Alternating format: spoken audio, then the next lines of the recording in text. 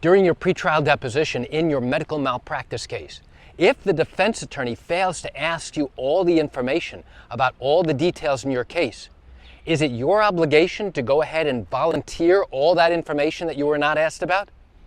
You want to know the answer? Come join me on this walk along the beach as I share with you the answer to that question. Hi, I'm Gerry Oginski. I'm a New York medical malpractice and personal injury attorney. So, if the defense attorney turns around and says, okay, thank you so much, Mr. Jones, I'm done with my questioning, and you turn around and say, wait a second, you didn't ask me about all these things that occurred. You didn't ask me about all these details. I have so much more information. Is that your chance to speak up? Is that your opportunity to tell the defense attorney that they didn't ask you about all the details of your particular case? The answer is, no, it's not. You have gotten in your mind, or the perception at least, that a deposition, this pretrial question and answer session in your lawsuit, is your opportunity to go ahead and tell the defense every single detail of every single event that transpired in your particular malpractice case. Well, let me share something with you. I have to tell you that you are totally 100% wrong about your perception of what a deposition is. I'm sorry to say it.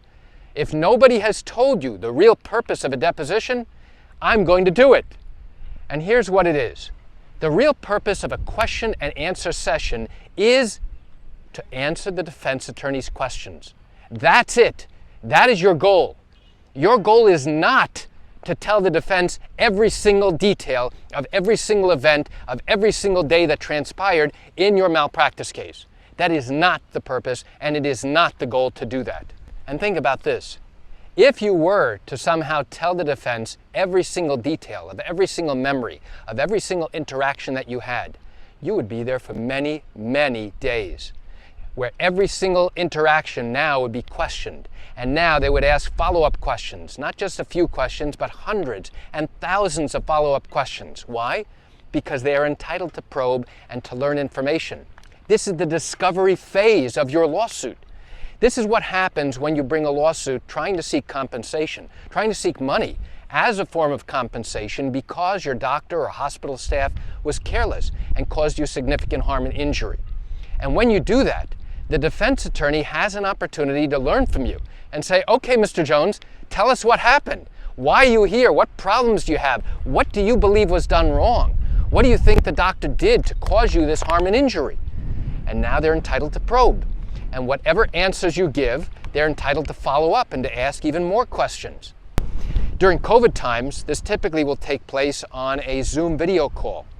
And did you know that the answers that you give during this Zoom video call actually represent your sworn testimony?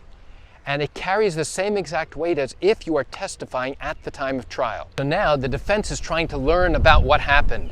What interactions did you have with the doctor, with the hospital staff? What problems did you have? What communications did you have? Did you communicate with the doctor and the hospital staff in person? Was it by phone? Was it by text? Was it by email? They want to know about that because those conversations typically are not recorded anywhere in your medical record. So that is critically important to answer and to tell them about. Now, when you are asked questions, your attorney is going to tell you, listen, answer only the question. Do not volunteer information. And it goes back to the concept I was talking about a moment ago. Your purpose is to answer the defense attorney's question. It is not to go ahead and volunteer information and go off on tangents about something that they did not ask for. Now, here's the exception. When you are asked questions about the problems that you have now because of what the doctor did carelessly, now, that is your green light. That is your opportunity to go ahead and tell the defense lawyer about the problems that you have now, about your injuries, about your disabilities, about how you're no longer able to do your activities on a regular basis, about how you do things with difficulty and not the way you did before all of this happened. That is your green light. But in all other instances, you are not there to go ahead and volunteer any information other than what the defense attorney wants to know. So why do I share this quick information with you? I share it with you just to give you a sense of what really happens in these medical malpractice cases in New York. You know, I understand you're watching this video, you see the beautiful scenery, you decide to click on the play button and say, wow, that's interesting. No, I know you're not watching it for the scenery. You wanted to learn about what occurs during these malpractice cases. Well, here's my suggestion. If you're learning about this information and you have not yet started a lawsuit but are thinking of doing so, and your matter did happen in New York and you have questions that need to be answered, what I encourage you to do is pick up the phone and call me. You know, I answer questions like yours every single day, and I'd love to chat with you. You can reach me at 516-487-8207 or by email at Gerry, Gerry, at Oginski-law.com. That's it for today's video. I'm Gerry Oginski. Have a fantastic day.